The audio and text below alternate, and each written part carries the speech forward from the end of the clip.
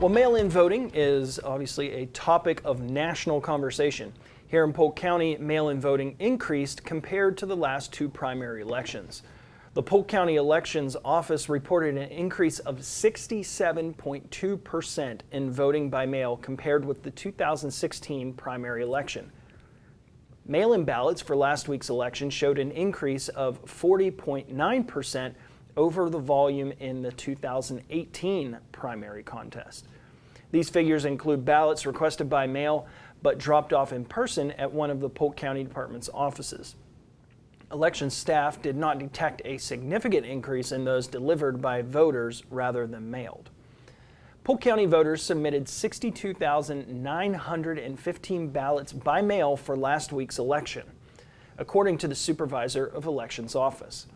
That compared with 37,631 in the 2016 primary and 44,665 in the 2018 primary.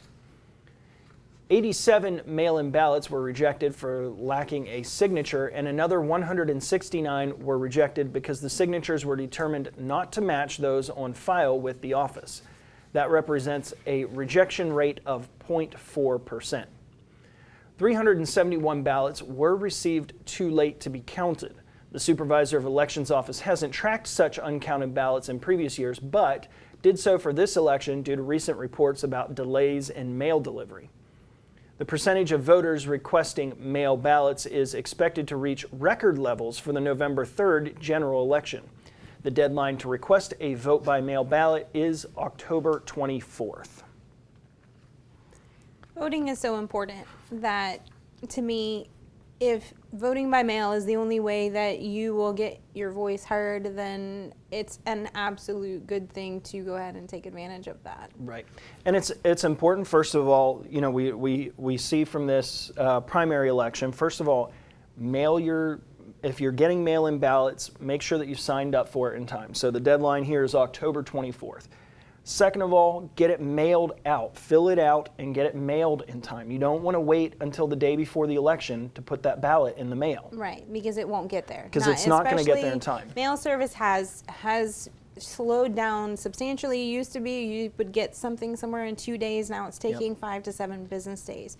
So you can't depend on that. And if you, it's the day before the election, you can go down and drop that ballot at any election site, or you can take the day of to any voting precinct or to your voting precinct and trade it for an actual ballot.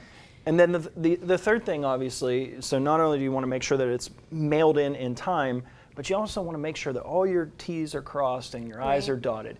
Follow the instructions, make sure that you sign that signature, sign it clearly, make sure that, you know, your name and your signature are matching up. Don't sign your nickname onto it, you know, your official name that's registered in your voters. And one thing I discovered this year that I didn't actually know is that you can actually log into the Supervisor of Elections to make sure that they've received your ballot. It'll actually show you a 1, 2, 3, 4. Your ballot's been mailed, your ballot's been received, your ballot's been counted. Right. So that way you know that if there's an error or something, that you can still have an opportunity at the polls to get your voice.